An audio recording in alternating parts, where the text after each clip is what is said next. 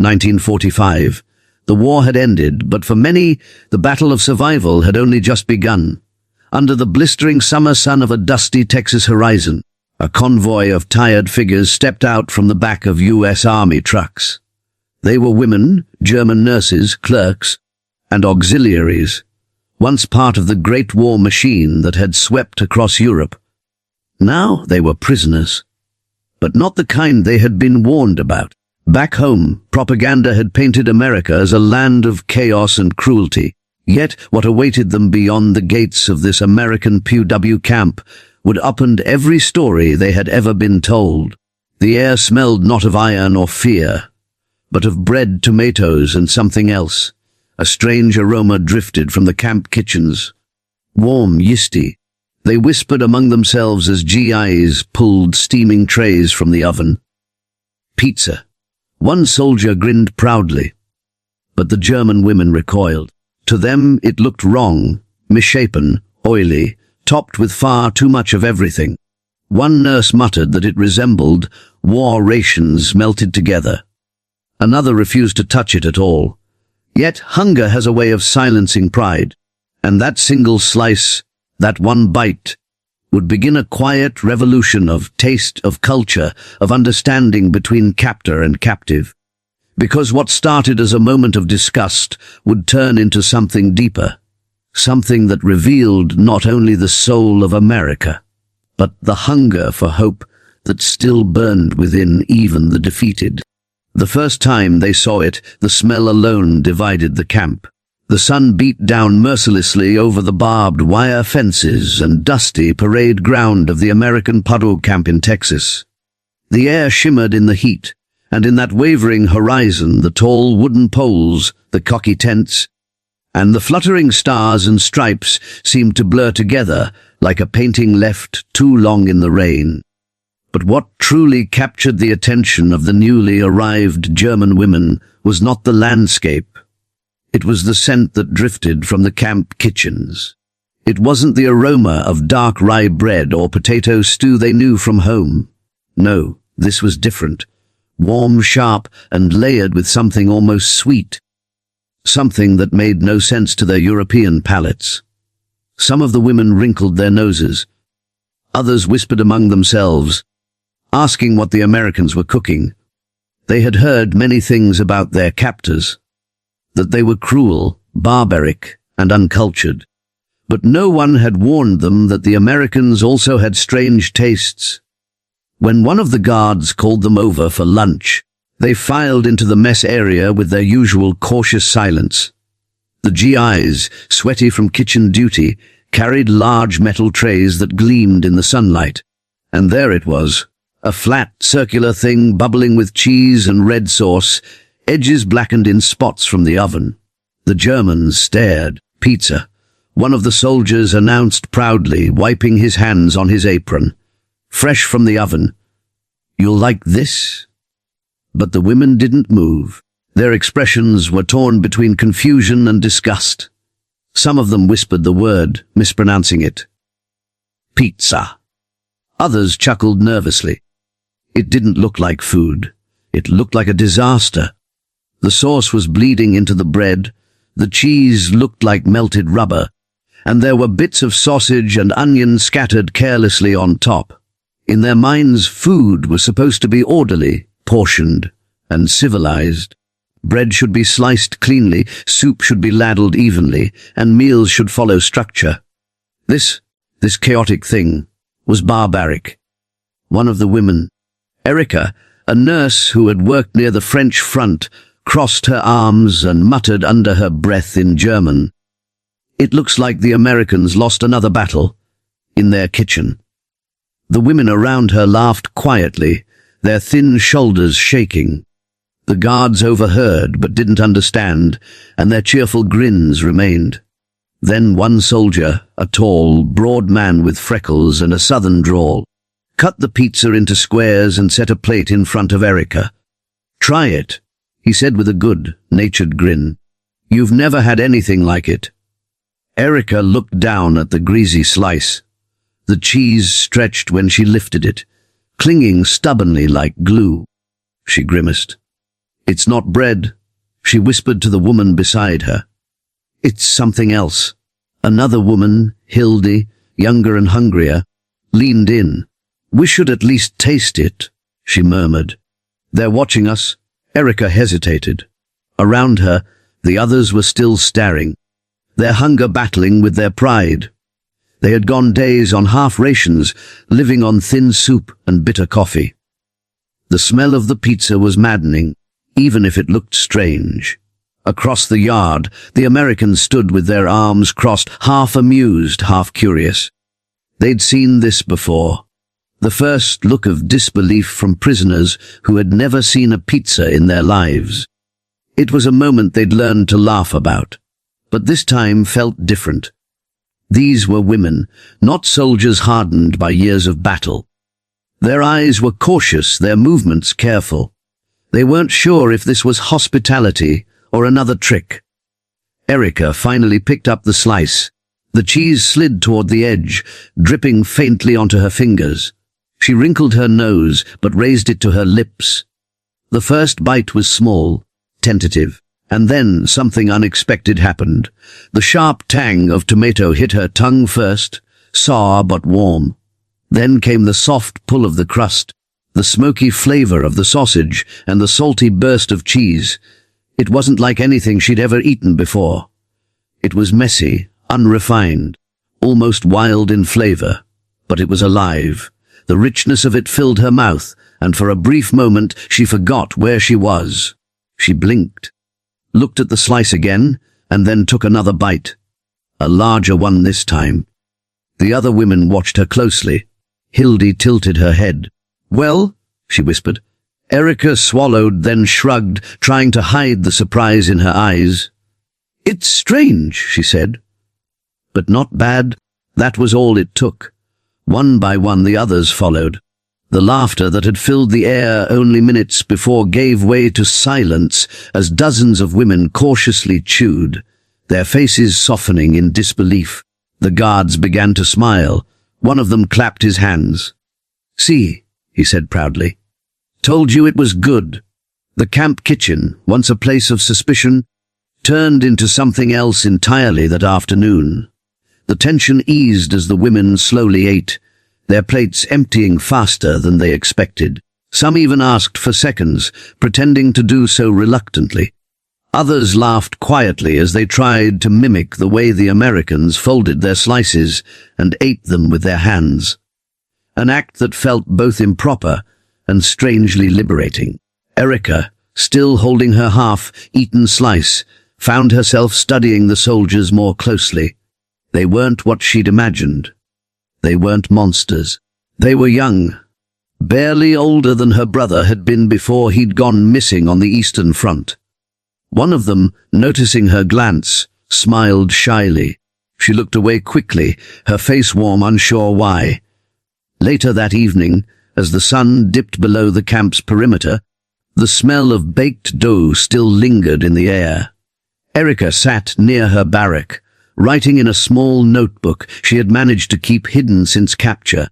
She wrote about the day, about the strange food that had somehow broken through her distrust.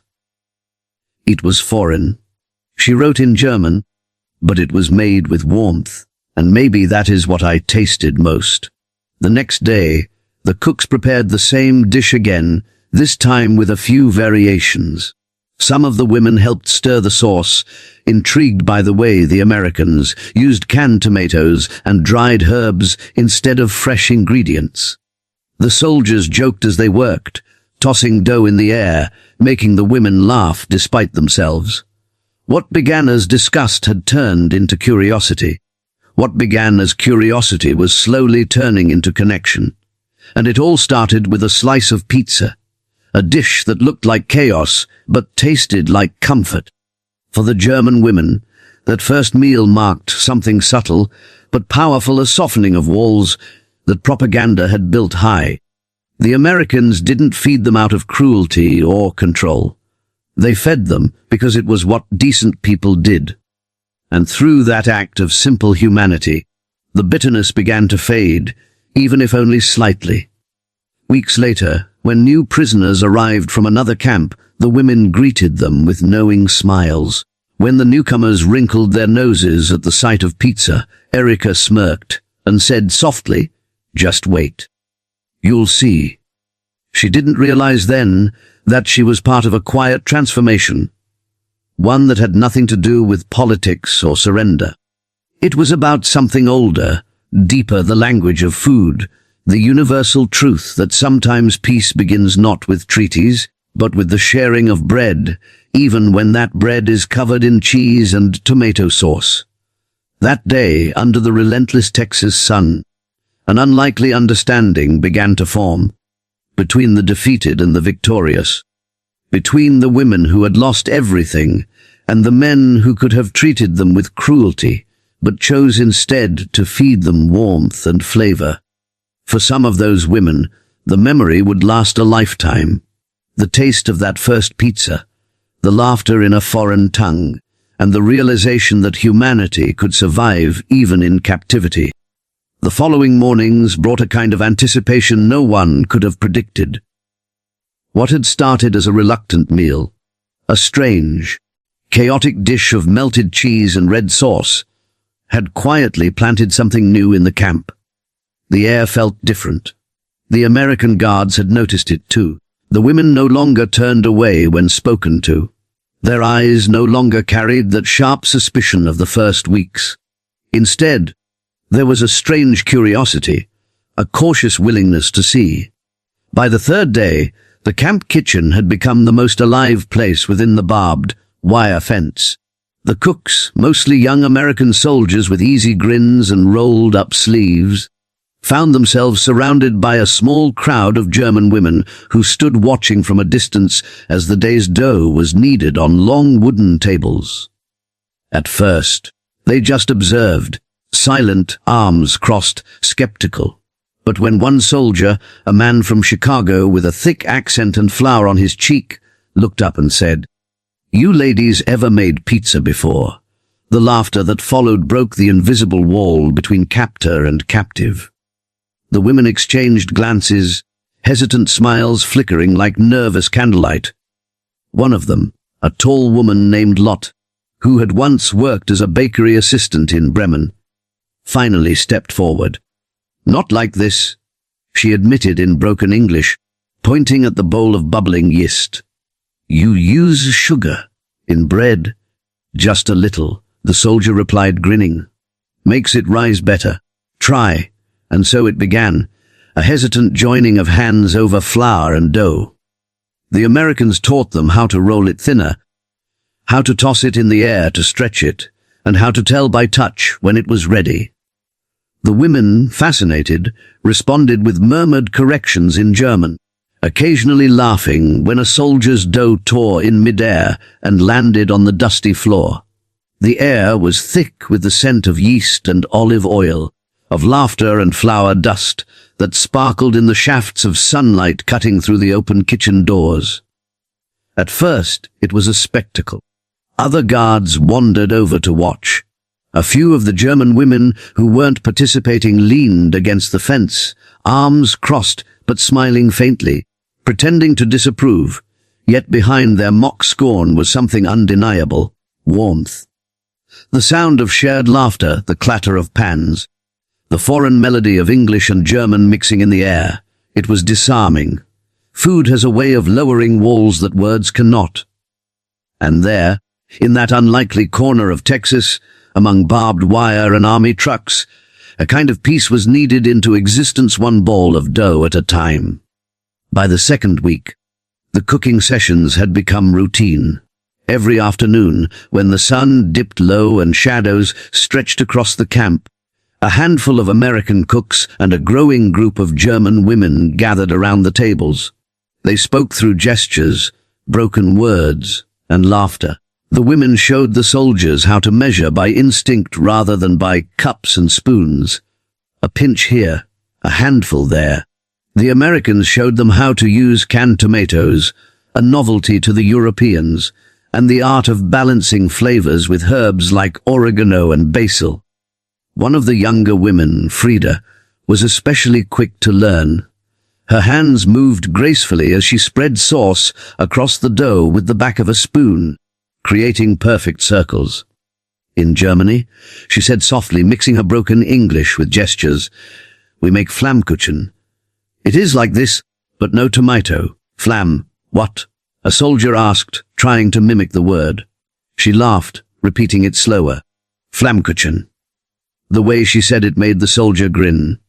"Sounds fancy," he said, pretending to write it down on his sleeve. That evening, the camp smelled richer than ever before. Herbs, roasted cheese, and laughter blending in the dry desert air. The guards from nearby posts came by, drawn by the aroma. For the first time, no one thought about who was the prisoner and who was the guard.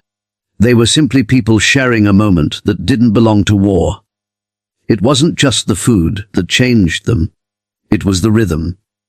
The simple, human routine of creation, of working side by side without command or fear. The women began humming old German songs as they worked, soft melodies from childhood that even the Americans grew to recognize after hearing them so often. Some soldiers began whistling along, off-key but good-hearted. That evening, when the pizzas came out of the oven, thinner now, more precise, shaped with care, the women stood proudly. The crusts were golden, the sauce glowed in the firelight, and the cheese bubbled in perfect circles. They had taken something they once rejected and turned it into a shared masterpiece. When the first slice was cut, everyone waited in silence. The taste was familiar yet new, a marriage of two worlds. The women nodded approvingly. The men laughed in satisfaction. It wasn't perfect, but it was theirs. That night, as they ate under the fading sunset, something remarkable happened. One of the German women, Anna, who had barely spoken since arriving, began to cry softly as she ate. When asked why, she shook her head. "It is the first thing I have made," she said quietly. That was not for war. Her words settled over the group like a heavy silence. The soldiers said nothing at first. Then one of them, a boy from Oklahoma, barely 20, nodded. "Then that's the best damn pizza you'll ever make," he said softly. From that day on, the act of cooking became something sacred in the camp. The women no longer saw it as American food. It was simply food, an act of survival, of dignity, of expression. They began experimenting with the ingredients they could find, adding sliced vegetables, bits of sausage, and even herbs they'd collected from the edges of the compound. The Americans helped, bringing small treasures from nearby towns. A jar of olives, a block of cheese, a can of mushrooms. Sometimes they would eat together in silence, savoring the moment as if afraid to break the spell. Other times, the mess hall erupted in laughter when someone dropped dough or burned a crust. These moments of laughter were more powerful than anyone realized. They weren't just learning a recipe. They were rediscovering what it meant to be human again. And though the world outside the camp still smoldered from war's ruin, inside there was light. The light of oven, of friendship, of possibility. Weeks later, when a Red Cross inspector visited, he was stunned to find prisoners and guards sharing a meal like old friends. He wrote in his report that the camp maintains exceptionally high morale, but he could not capture the essence of what truly happened there. How a simple dish had built a bridge stronger than any propaganda could destroy. Erika, who had once mocked the dish, now took pride in perfecting it. She became the unofficial head of the pizza days, barking gentle orders in German that even the soldiers began to understand. "Not too thick," she would say, flattening the dough with her palms. "More sauce. That's it. Now bake!" The soldiers began teasing her, calling her Sergeant Pizza. She pretended to scowl, but secretly she loved the nickname. At night the women sat outside their barracks, talking quietly under the moonlight. They spoke of their homes, of the lives they'd left behind, of families they hoped were still alive. And sometimes they spoke of the Americans, the strange, kind men who treated them not as enemies, but as people. Hilda, brushing flour from her skirt one evening, said softly, "Do you think they know what this means to us?" Erika shook her head. Maybe not. Maybe it's better that they don't. But deep down, both women knew the truth. The act of making pizza had given them something that war had taken away. The ability to trust, to create, to laugh without fear. It became their ritual. Whenever tensions rose, whenever the memories of war crept in through nightmares or rumors from the outside world, someone would suggest it, "Tomorrow we bake." And with that, the air would lift again. One afternoon, near the end of summer, the camp commander visited the kitchen. He watched quietly as the women worked, as soldiers carried trays and laughter echoed against the walls. For a long time, he said nothing. Then, turning to his aide, he murmured, "If the rest of the world could see this, maybe we'd all be done fighting." The aide said nothing, but the commander's words lingered, floating above the scent of warm bread and tomatoes. The truth was simple: food had done what diplomacy could not. In the quiet heart of a POW camp, amidst flour and fire, former enemies had found a way to build peace. And it wasn't a grand gesture or a treaty signed in marble halls.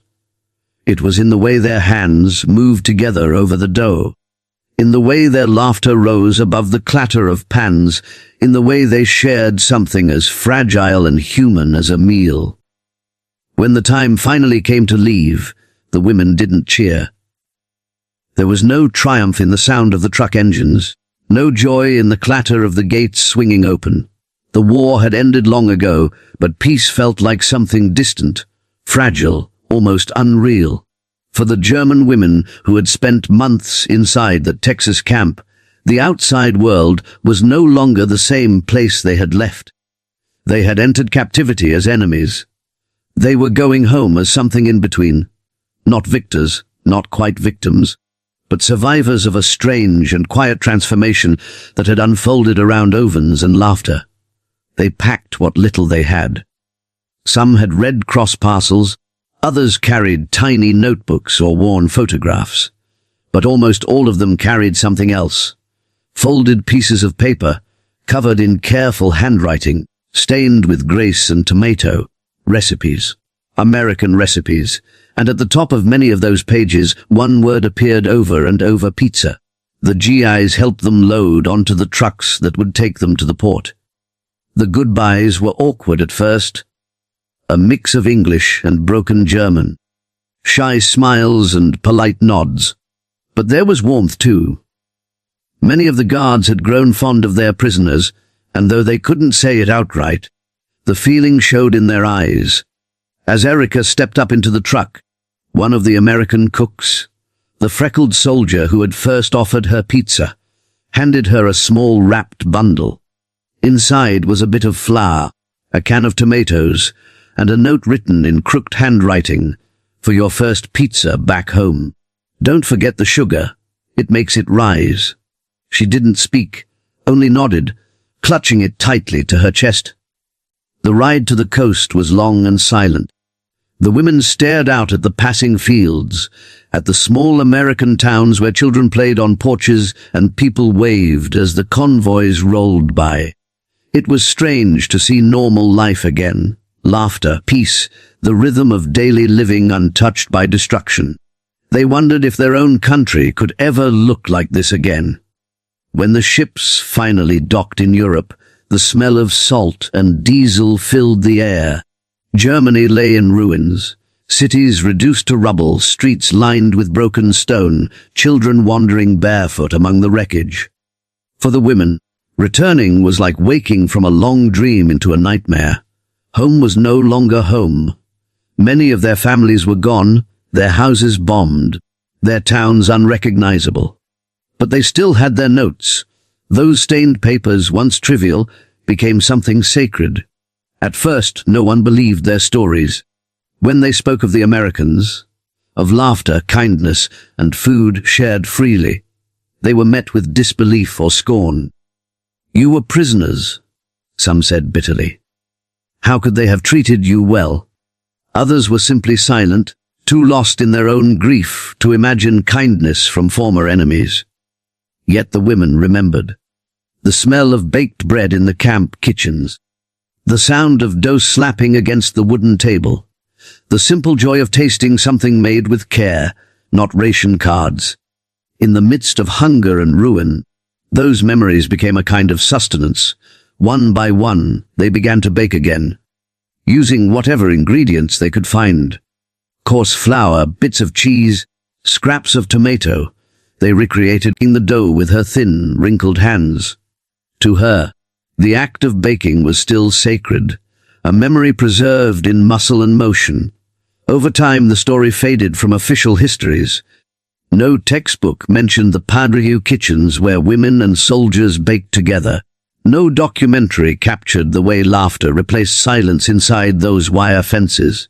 But the memory lived on quietly, in recipes passed down, in family stories told at kitchen tables, in the unspoken bond between those who once shared captivity and those who came after. For some of the women, that bond lasted until their final days. A few even wrote letters to the soldiers who had guarded them, if they could find their names. One letter, found decades later in a family attic, reads simply, "You gave us food when we had no country. You gave us warmth when we had no reason to trust. I can still taste that first slice." Even the children who grew up hearing these stories could sense that it wasn't just about food. It was about humanity, the fragile thread that can stretch across oceans and wars, across languages and loss. It was proof that even in the darkest places, something beautiful can grow if people are willing to share what they have. And so, in small kitchens across post-war Germany, the tradition continued. The pizza became a weekly ritual. Not just a meal, but a remembrance. The women would close their eyes for a moment before tasting it, as if saying a silent prayer for the men who had once fed them without hatred. Years later, when those same women were old and grey, they would see their grandchildren eat pizza in cafes and laugh with friends, never knowing the strange path that simple dish had traveled to reach them. They didn't need to explain. The act of sharing was enough. Sometimes, when asked about their time as prisoners, they would smile and say, "It was not all bad. There were good men there, and good food." People would laugh, thinking it was a light remark, never realizing how deeply true it was. Because what those women learned in captivity was something the world still struggles to remember. That peace doesn't always come from treaties or speeches. Sometimes it begins in smaller ways, in the simple act of breaking bread, of offering warmth where it isn't expected, of finding what they could remember. The first attempts were crude. The ovens were cold, the dough uneven. But the smell that filled those broken kitchens was unmistakable. It was a smell of hope, faint but alive. In some towns, the neighbors would gather, curious about the strange dish. "It's American," the women would say with small smiles. Some frowned at that word, still heavy with resentment. But when they tasted it, their expressions softened. The warmth of melted cheese, the sweetness of tomato. It was comfort. A kind of peace that could be eaten. Before long, the women were teaching others. In bombed-out cellars, in makeshift bakeries, in refugee kitchens, the recipes spread. Some called it the prisoner's bread, others the victory meal. But for the women who had learned it behind barbed wire, it was something else entirely. A quiet symbol of survival. Erika became known in her village for her baking. She set up a small stall among the ruins, selling flat bread topped with sauce and vegetables. People came from nearby towns to taste it. She never called it pizza, not at first. To her, it was simply the dish of peace. Only later, when American influence grew across Europe, did the word return to its original name. By then, it had already taken root. Years passed, the world changed again. Germany rebuilt, new cities rose from the ashes. American music, movies, and fashions began to appear. and with them came the familiar red and white signs of pizzerias, first in Berlin, then in Munich, then everywhere. For many, it was just another piece of the modern world. But for the women who had once been prisoners, it was something deeper. Every time they saw that word, pizza, they thought of Texas, of sunlight on flour dust, of laughter echoing through a camp that should have been a place of bitterness. Hilde, now an old woman, once told her granddaughter the story. They sat together in a small kitchen, kneading dough. "Did you learn this in school, Oma?" the little girl asked. Hilde smiled faintly, shaking her head. "No," she said. "I learned it in a prison camp, from the men we thought were our enemies." The girl laughed, thinking it was a joke. But Hilde only smiled and continued finding common ground over something as ordinary as a meal. In the end, it wasn't politics or ideology that changed them. It was kindness, baked into dough hidden beneath cheese and tomato, offered without demand. And so the memory of those days lingered, quiet but unbroken. A recipe scribbled on paper became a symbol of reconciliation. A dish born in Italy, transformed in America, and reborn in a Texas prison camp, crossed continents to become a taste of peace for a world that desperately needed it. Sometimes on cold nights, Erika would sit by her kitchen window and look out at the stars. She would remember the faces of the men who had shared laughter with her in captivity, the scent of warm bread rising from the ovens, the way the camp had glowed gold in the late afternoon sun. And as she took a slow bite of the pizza before her, she would whisper softly, to no one in particular. It wasn't just food. It was forgiveness. The war had taken much from her. Friends, home, faith. But it had given her one fragile gift, the proof that even after everything, people could still choose to be kind. And that choice, she knew, would always taste like pizza.